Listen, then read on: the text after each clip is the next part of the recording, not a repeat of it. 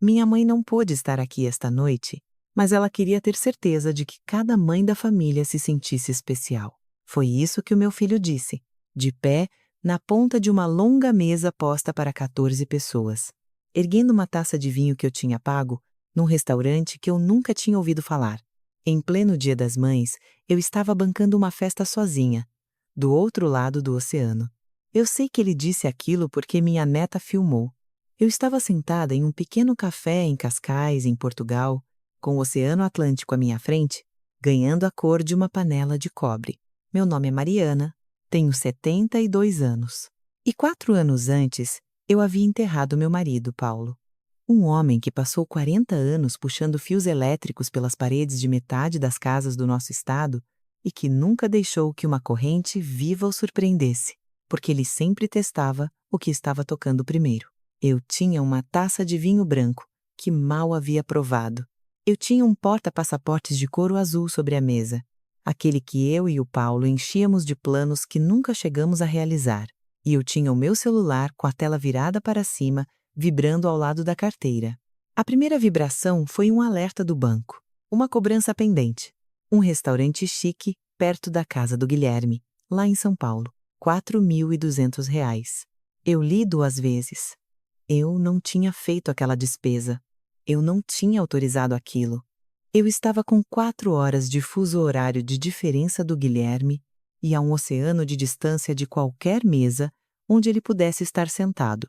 A segunda vibração foi o vídeo da Bia, minha neta mais velha. Ela tem 17 anos e é honesta de um jeito que os adultos da casa dela deixaram de ser. Eu assisti ao vídeo com meus óculos de leitura na ponta do nariz e o pôr do sol se desfazendo suave atrás da tela. 14 pessoas. Rosas brancas enfeitando o centro da mesa. A mãe da Letícia, a dona Dalva, no lugar de honra, com uma flor presa ao casaco. As irmãs da Letícia, primos que eu mal reconhecia, amigos que eu nem sabia quem eram, e o Guilherme na ponta da mesa, com a taça erguida, sorrindo como um homem que tinha feito um gesto de imensa generosidade. Não havia nenhuma cadeira vazia para mim. Nenhuma. Eles não deixaram um lugar vago para lamentar a minha ausência. Eles contaram os assentos que precisavam e pararam de contar. Eu deixei o celular na mesa. O vinho já tinha esquentado. Em algum lugar atrás de mim, uma gaivota gritava por nada. Eu não chorei. Eu quero ser muito honesta sobre isso, porque durante anos eu teria chorado e depois teria pedido desculpas por chorar. E então arranjaria um motivo para dizer que a culpa era minha. Mas em vez disso, eu olhei para aquele porta-passaportes azul e pensei em como Paulo costumava testar um fio antes de confiar nele. E eu entendi que passei 4 anos confiando em um fio que eu nunca, nem uma única vez, havia testado. Eu gostaria de dizer que aquele jantar foi a primeira vez. Não foi a primeira vez. Foi apenas a mais barulhenta. Tudo começou da maneira como essas coisas sempre começam. Com uma necessidade real e um amor verdadeiro, o cargo de vendas do Guilherme foi reestruturado 2 anos depois que o Paulo morreu. A renda dele caiu, e ele era orgulhoso demais para dizer o quanto. Eu não queria que faltasse nada para as meninas. Então, eu ajudei. O aparelho de dente da Bia, os remédios da Sofia, aqueles que o plano de saúde enrolava para liberar todo mês, a parcela do financiamento da casa em um mês mais apertado, o conserto do telhado que desabou com as tempestades de janeiro. Eu ajudaria qualquer pessoa que eu amo com um telhado quebrado no meio das chuvas de verão. Eu não me arrependo de um único centavo daquele telhado. Para simplificar essas emergências reais, eu adicionei o Guilherme como dependente em um dos meus cartões de crédito. Eu disse a ele de forma bem clara, na mesa da minha própria cozinha, segurando a caneca azul lascada que eu tenho desde que o cruzeiro era moeda. O cartão é para as crianças. Saúde, educação, emergências reais. Não para luxos. O Guilherme concordou com a cabeça. Ele foi sincero naquele dia. Eu acredito que ele foi sincero. Mas as emergências têm uma mania de se relaxar e virar conveniências quando ninguém está vigiando a fatura. Primeiro foi uma compra de supermercado na véspera de um churrasco da família, que eu só fiquei sabendo por uma foto. Depois, um tanque de gasolina. Depois, um jantar fora. Então, O sinal para um hotel que ele jurou que ia devolver assim que a comissão dele caísse. Todas as vezes que eu cobrava, o Guilherme tinha uma desculpa. Uma desculpa que soava como a razão de um homem sensato. Ele estava esperando um cheque compensar. A Sofia precisava de tênis novos. A Letícia estava muito estressada. Ele me pagaria assim que saísse o bônus da empresa. O bônus estava sempre chegando. O dinheiro quase nunca voltava. Eu me lembro de uma ligação em particular. Um domingo de primavera. O Guilherme falou com muito carinho sobre as meninas durante 10 minutos, antes de chegar ao verdadeiro motivo da ligação. Mãe, eu odeio até tocar nesse assunto, ele disse. É mais pela Sofia do que por qualquer outra coisa. Todas as outras meninas do time têm a bolsa de marca, a chuteira oficial, o kit completo. Eu só não quero que ela seja a única criança se sentindo excluída. Você sabe como essa idade pode ser cruel. Você ia querer que ela se sentisse parte da turma. Ele nunca disse um valor. Ele nunca disse a palavra dinheiro. Ele embrulhou um desejo dentro de uma preocupação com a filha, colocou isso com todo o cuidado na mesa da minha cozinha e esperou, porque ele havia aprendido que eu não conseguia dizer não para uma criança deixada de lado. Eu paguei pelas chuteiras e pela bolsa. E não sei como, paguei também as diárias do hotel para um torneio 3 semanas depois. E aqui está a parte que eu não contei a ninguém, porque eu tinha vergonha. Eu continuei ajudando, em parte, porque tinha medo. Medo de que, se eu parasse, eu deixaria de ser convidada para as coisas. O Guilherme nunca disse, pague, ou você não vê as meninas. Ele era mais esperto que isso. Ele simplesmente me ligava de um jeito muito mais carinhoso quando o cartão passava e ficava muito ocupado quando o dinheiro não vinha. Enquanto isso, Dona Dalva, mãe da Letícia, estava presente em tudo. Apresentações da escola, almoços de domingo, finais de semana no sítio. Para mim, diziam que esses eventos seriam muito cheios, terminariam muito tarde ou seriam cansativos demais. Cansativos demais. Eu dirigi sozinha até o portão de embarque internacional às 4 da manhã. Mas um jantar na terça-feira era considerado muito cansativo para mim. Eu dizia a mim mesma aquelas coisas que a gente diz para se enganar. Ele está sofrendo o luto também. Ele está sob pressão. Famílias são complicadas. É só uma data comemorativa. Eu tinha uma gaveta inteira de pequenos perdões, dobrados tão direitinho quanto panos de prato. Quando eu assisti aquele brinde do café em Cascais, eu entendi que aqueles anos não tinham sido uma série de mal-entendidos isolados. Tinham sido os ensaios. E o Dia das Mães foi a noite de estreia. Eu assisti ao vídeo da Bia pela segunda vez. Não para me punir, mas para ter certeza. O Guilherme terminou o brinde. A mesa aplaudiu. A Dona Dalva tocou a flor na lapela e sorriu lisonjeada. E então, logo abaixo do vídeo, chegou a segunda mensagem da Bia. Uma frase digitada por uma menina de 17 anos que não conseguia fazer a matemática fechar na própria cabeça. Vó, você ofereceu mesmo para pagar tudo isso? O pai disse que foi vontade sua. Eu li aquela linha. E o vinho? O pôr do sol e as gaivotas. Tudo ficou muito distante, porque aquela foi a frase que mudou tudo. O Guilherme não tinha apenas usado meu cartão sem pedir. Eu poderia ter sobrevivido ao cartão. Ele tinha usado o meu nome. Ele ficou de pé na frente de 14 pessoas e transformou a minha ausência na minha bênção. Ele pegou uma mulher que sequer foi convidada e a vestiu como a alma generosa por trás de toda aquela noite. O meu dinheiro comprou as rosas. O meu nome levou o crédito. O meu filho recebeu os aplausos calorosos. E eu recebi uma cadeira que nem existia. Eu digitei a resposta para a Bia com muito cuidado. Do jeito que você fala com alguém que está parado na beira de um precipício. Não, querida, eu não ofereci. Eu nem sabia disso. Obrigada por me perguntar, em vez de deduzir. 3 pontinhos apareceram, sumiram e apareceram de novo. Ela não sabia o que dizer. Eu também não saberia aos 17. Eu larguei o celular e peguei o porta-passaportes azul, porque eu precisava segurar algo que fosse honestamente meu. A caligrafia do Paulo ainda estava no roteiro de viagem guardado lá dentro. Tinta azul que já estava ficando meio cinza. Lisboa. Cascais.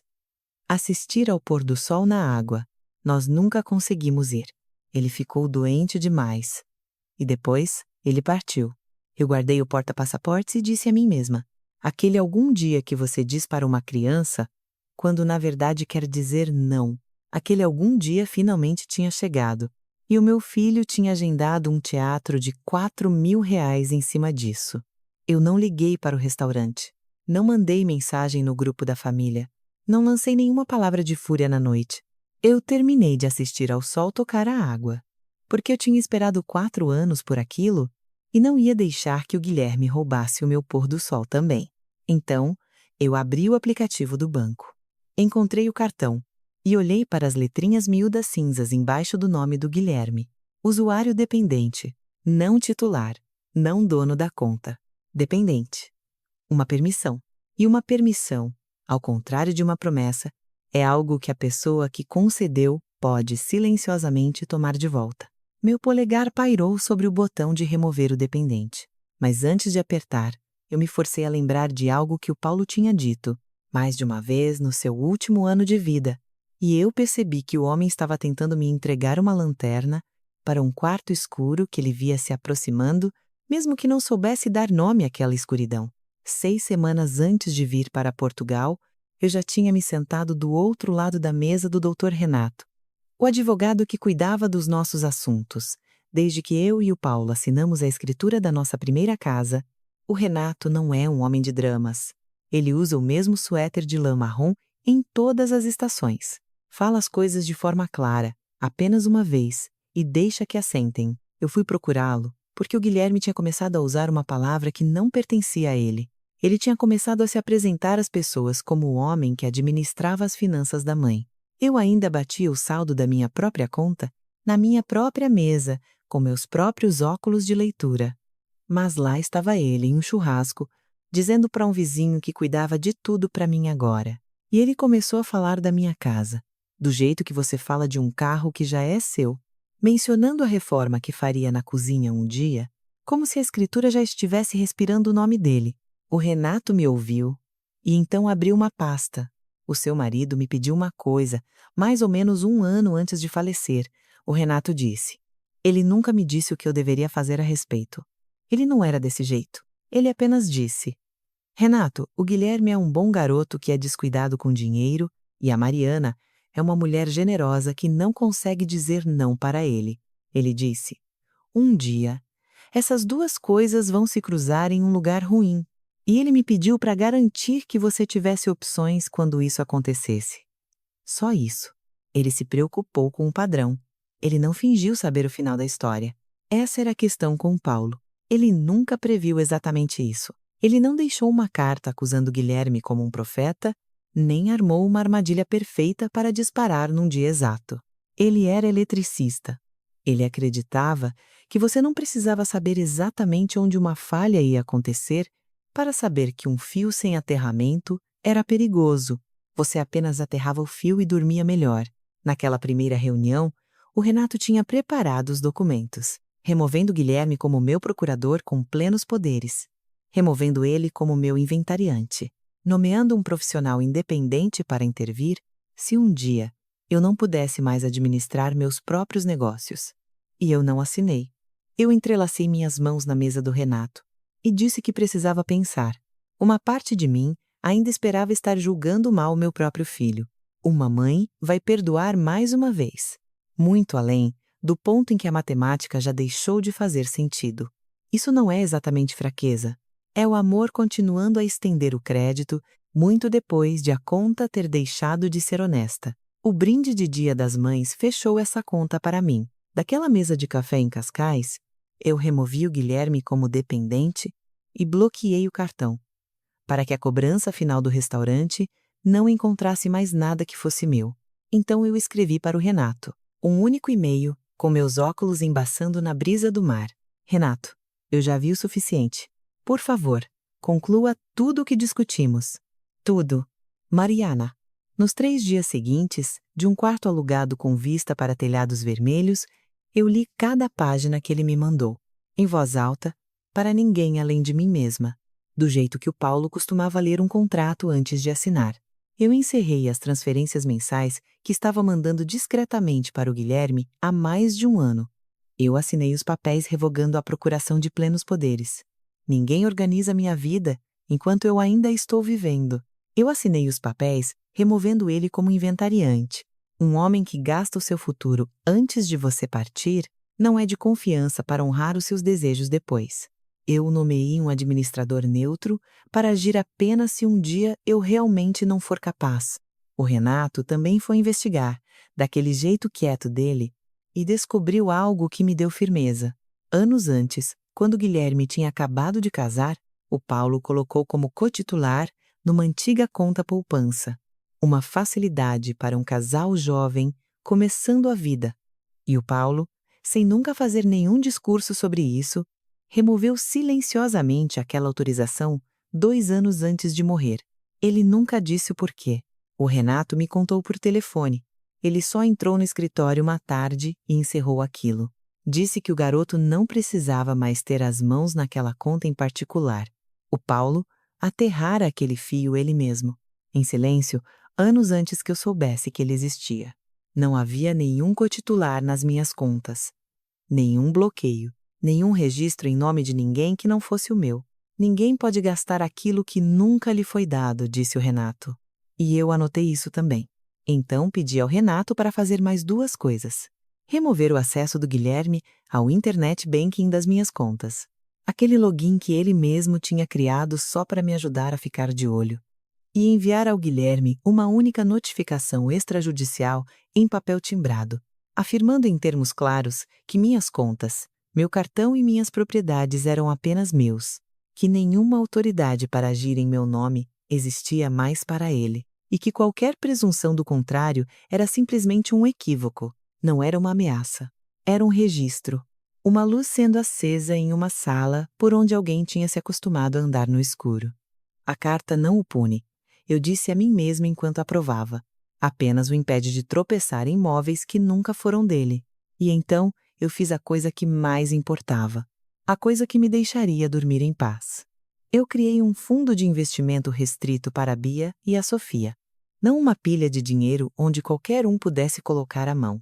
Um fundo protegido que paga diretamente à escola, ao médico, ao dentista, à farmácia, para a educação delas, para a saúde, o cuidado, as necessidades reais delas. O Guilherme e a Letícia não podem sacar um único real.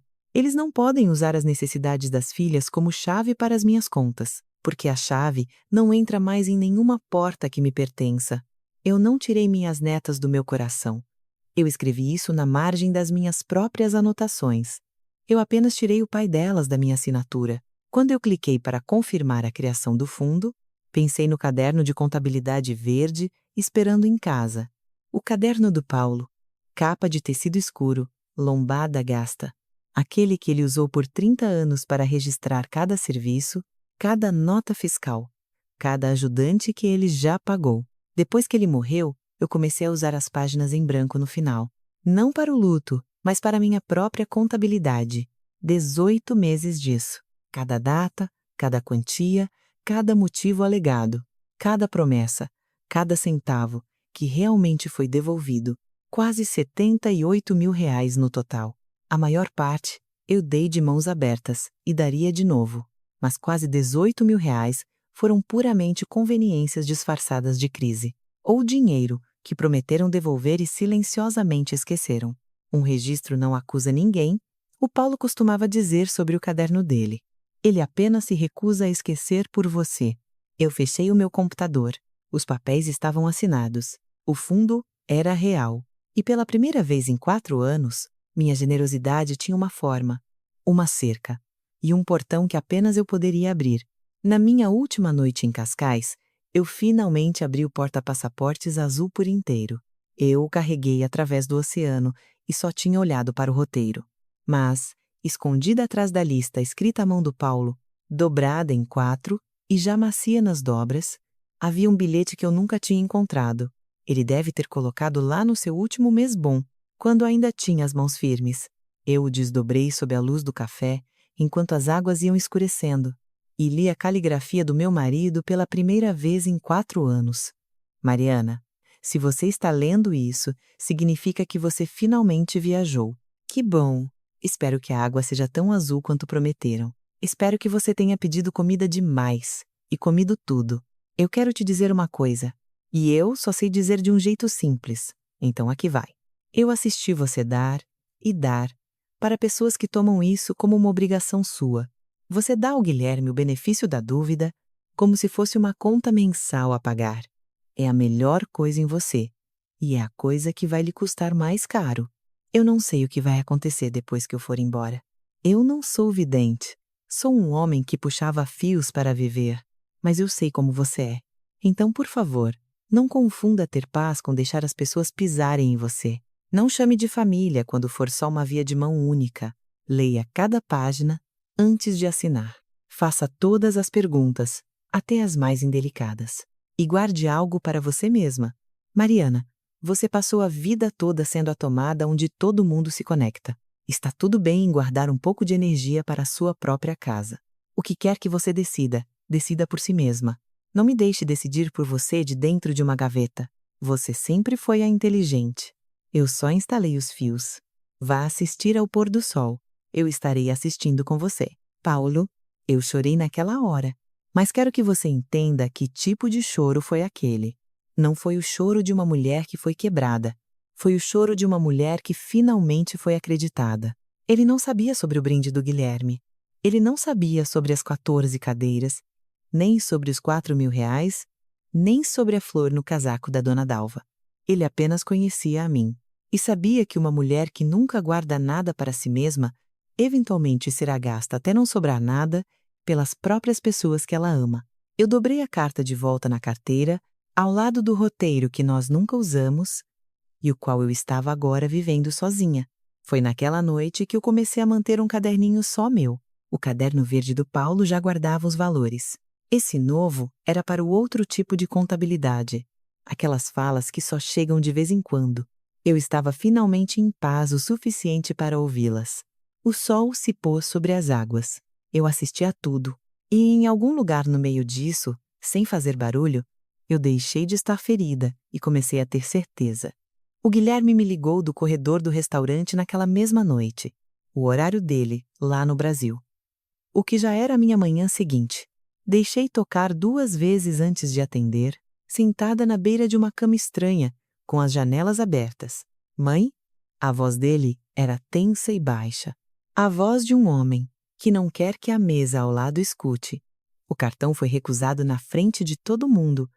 Eu tive que fazer a Letícia passar tudo no dela. Você tem ideia de como isso pegou mal? Você não podia ter me ligado antes? Eu deixei um momento passar. Os sinos matinais de uma igreja que eu não conseguia ver tocavam pelos telhados. Eu não convidei 14 pessoas para um jantar que eu não podia pagar, Guilherme, eu disse. Eu apenas parei de pagar por uma pessoa que nunca foi convidada para ir. Ele levantou o tom. Depois se lembrou do corredor. E então ficou mais quieto e mais cruel. Era Dia das Mães. Você sempre disse que a família importa mais do que o dinheiro. Você disse isso a minha vida inteira. A família realmente importa mais do que o dinheiro, eu respondi. É exatamente por isso que você deveria ter convidado a sua mãe em vez de convidar o cartão dela.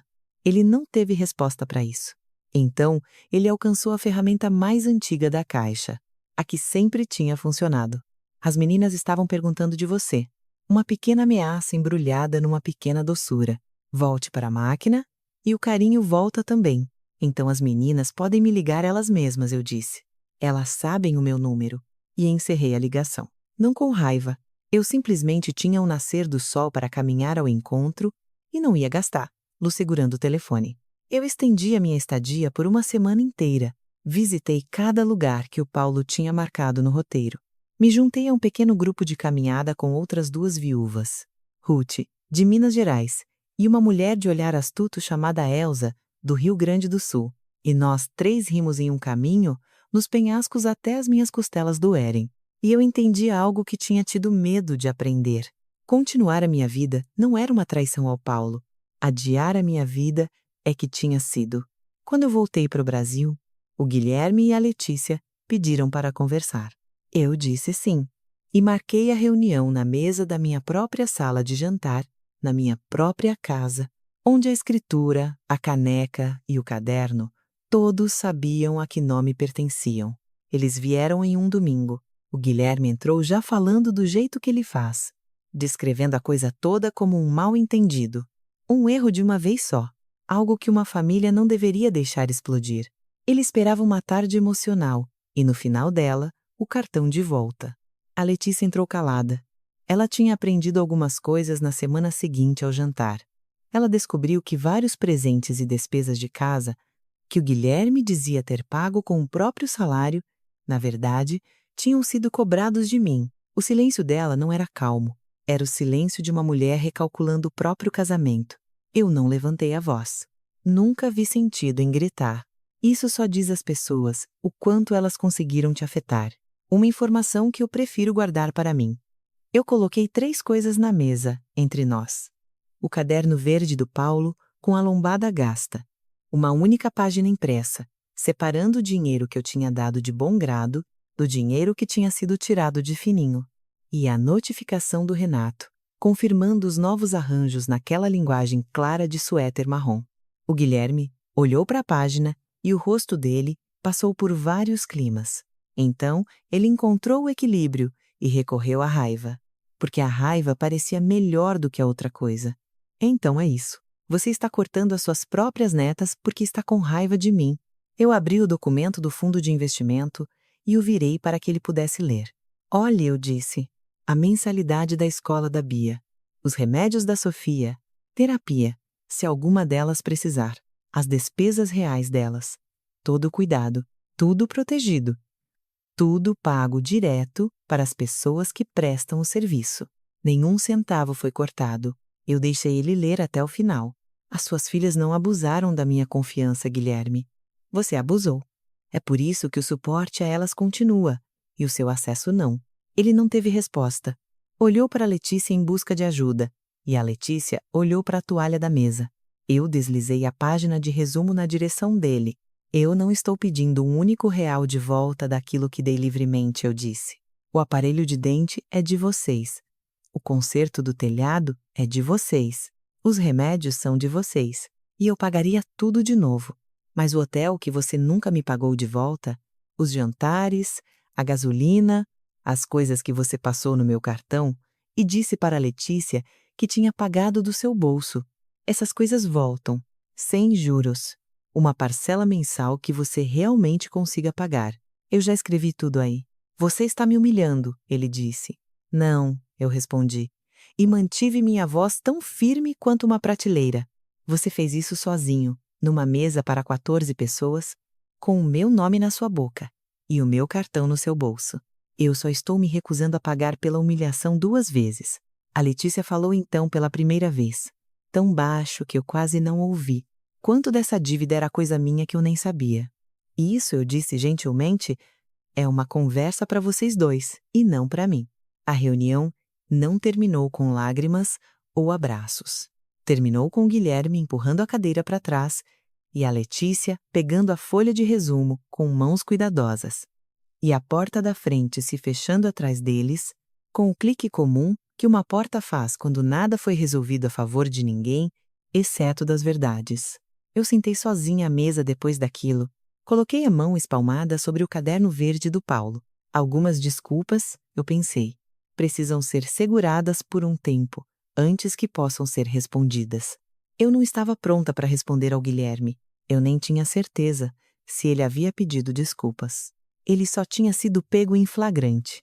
A Bia veio me visitar no sábado seguinte, sozinha, sem ninguém pedir, o que já era uma resposta por si só. Ela parou na varanda segurando uma sacola de supermercado, e dentro dela não tinha nada que eu precisasse e tudo o que importava. Um pão de forma, um pedaço de queijo e um potinho de sopa de mandioquinha daquelas que o Paulo gostava.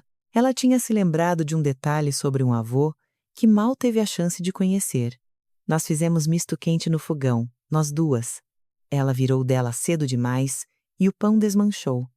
E nós rimos, do mesmo jeito que eu tinha rido na trilha do penhasco em Portugal. Quando nos sentamos, ela olhou para o próprio prato. Em vez de olhar para mim, vó, ela disse, eu ouvi como eles falaram de você por um tempão. Eles planejavam o jantar todo, e então alguém dizia, conta pra vó, para que ela possa ajudar a pagar. E no fim você nem estava lá. Eu não sabia o que fazer. Eu era uma criança. Eu ainda meio que sou. Mas eu sabia que estava errado e eu não falei nada, e me desculpa.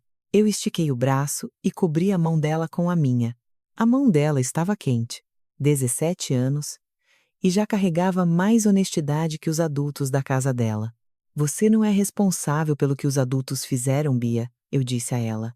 E você não tem que escolher um lado nisso tudo. O fundo que está lá para você e para sua irmã não é um prêmio por estar do meu lado. Está lá porque vocês são minhas netas. Ponto final. Mesmo que você nunca ficasse do meu lado. Eu preciso que você ouça isso. Os erros do seu pai não vão virar a sua fatura. Ela concordou com a cabeça.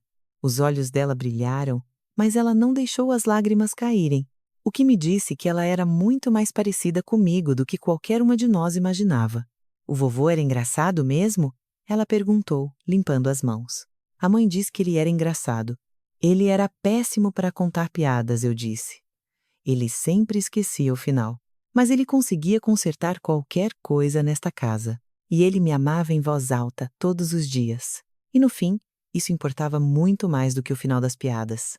Ela sorriu. Nós comemos nossos mistos quentes tortos. E por um tempinho, a minha cozinha estava cheia de novo. Não porque eu tinha pago por isso, mas porque alguém simplesmente queria estar lá. A semana seguinte se ajeitaram em algo novo. O Guilherme se comunicava apenas quando necessário, e eu deixava.